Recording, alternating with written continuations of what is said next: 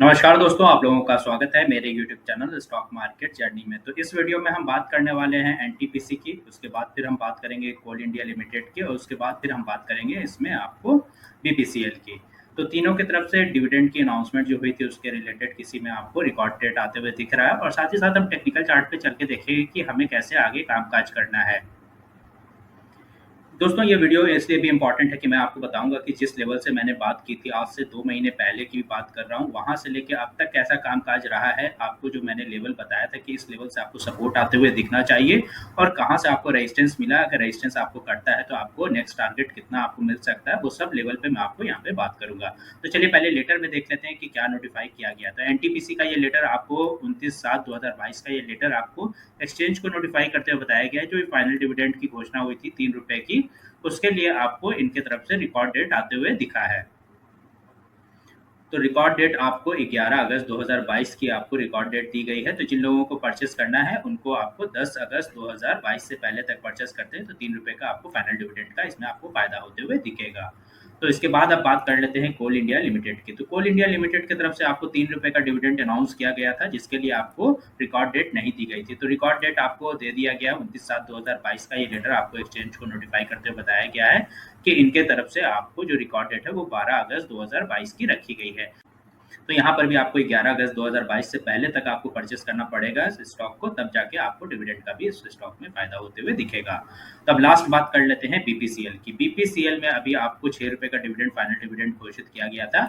उसके लिए आपको एजीएम जो होने वाला है उसका डेट आया है आपको 29 अगस्त 2022 को एजीएम होगी। इसी में आपको रिकॉर्ड डेट भी आपको आएगा। तो 29 अगस्त 2022 तक आपको वेट करना पड़ेगा अगर आप डिविडेंड के लिए इंतजार कर रहे हैं तो। अब आगे चल के बात कर लेते हैं कि हमें टेक्निकल चार्ट पे किस तरह से कामकाज करना है, कहाँ पे सपोर्ट अभी भी बना हुआ है, कहाँ जाके हम ऊपर की तरफ अभी सेलिंग की अपॉर्चुनिटी ढूंढते हैं, वो भी हम आगे चल के देख लेते हैं। तो चलिए दोस्तों पहले बात कर लेते हैं कोल इंडिया लिमिटेड की। अभी 211 के आसपास कामकाज कर रहा है। जब लास्ट टाइम वीडियो बनाया था तब मैंने आपको बताया था कि 160 का एक मेजर सपोर्ट है, ये सपोर्ट नहीं टूटना चाहिए, इसके बाद इसमें ज़्यादा वीकनेस आ जाएगी। जो आपको सपोर्ट जो आपको मिल रहा था वो 175 से लेके 170 के बीच था। देखिए एग्जैक्टली यहीं पे आपको सपोर्ट आके मिला था और यहाँ से आपको मैंने बताया था कि जो पहला आपको रेजिस्टेंस मिलने वाला 188 और 188 आपको जैसे ही कटेगा तो ऊपर की तरफ आप 205 तक के टारगेट के लिए बैठ सकते हैं। आप जाके मेरे पुराने वीडियो में आप जाके देख सकते हैं, इससे पहले वाला जो वीडियो है वहाँ पे आपको लेवल अभी भी मैंने जो बताया था वो आपको पता चल जाएगा। तो अब आगे कैसे कामकाज करना है। 205 के लेवल पे अभी ये पूरे तरीके से इस पे ब्रेकआउट नहीं है। इसको ब्रेकआउट के लिए एक बार इसको रीटेस्ट करके 205 के लेवल पे स्टेबल होना होगा। 205 के लेवल पे जैसे ही ये आपको स्टेबल होता है तो यहाँ से आप 227 के टारगेट के लिए बैठ सकते हैं और 227 करता है तो फिर 240 और लॉन्ग टर्म में आपको 255 तक का एक बार आपको टारगेट दिखता हुआ यहाँ मिलेगा।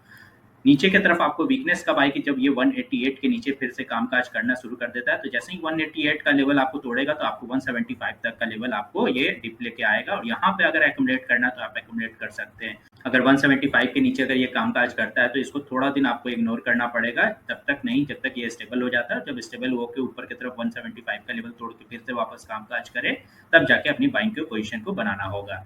तो ऐसे करने पे ही आपको यहाँ पे इसमें प्रॉफिट आप बुक कर सकते हैं।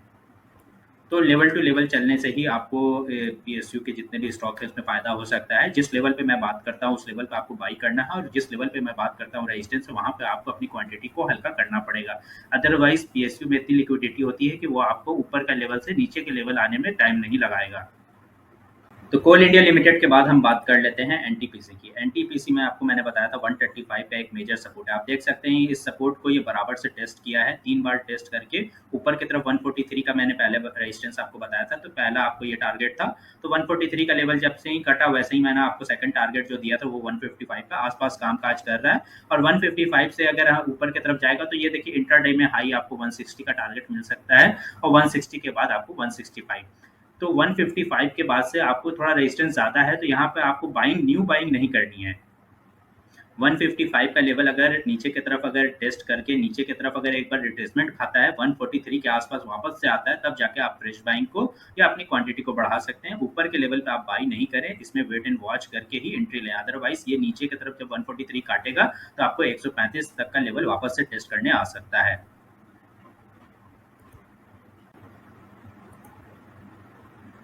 तो एनटीपीसी के बाद हम बात कर लेते हैं बीपीसीएल की। बीपीसीएल मैंने जब लास्ट टाइम वीडियो बनाया था 330 के आसपास, तब मैंने बोला था अगर 330 325 का लेवल अगर कटता है इस बार, तो आपको नीचे की तरफ 300 तक का लेवल आपको देखने को मिल सकता है। तो आपको अगर बाई करना है, तब मैंने बोला था आपको 300 305 के लेवल पे ही न्यू बाइंग को आप इनिशिएट करेंगे। और जब ये 305 से ऊपर की तरफ आपको मैंने 330 का पहला टारगेट दिया था, 330 निकलेगा तो आपको 360 का है ना दूसरा टारगेट, और 360 निकलता है तो लॉन्ग टर्म में आपको 395 तक का आपको टारगेट मैंने यहाँ दे रखा है। अभी कामकाज कैसे करना है, 330 के लेवल पे अभी वेट करना है, इसको स्टेबल होने देना है, रेजिस्टेंस के आसपास कामकाज कर रहा है, तो इसलिए आपको यहाँ पे देखना है, आपको डेली चार्ट पे आपको देखना है कि ये 330 के लेवल को तोड़ के 335 के आसपास ये कामकाज जब करना शुरू कर देगा, तब नई बाइंग को इनिशिएट करना। अगर 330 के लेवल के नीचे अगर इसने क्लोजिंग देना शुरू किया, तो फिर से वेट आपको करना है, आपको लगभग 310 और 305 के बीच में ही आपको न्यू बाइंग को इनिशिएट करना है। तो इस तरह से ही कामकाज करके आप पीएसयू में ज़्यादा से ज़्यादा आप डिविडेंड का भी फायदा उठाएंगे और साथ ही साथ आपको स्टॉक ग्रोथ का भी फायदा मिलेगा।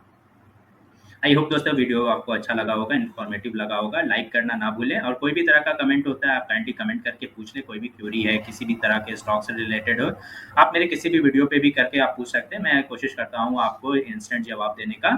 Thank you for watching this video. आपका दिन शुभ हो।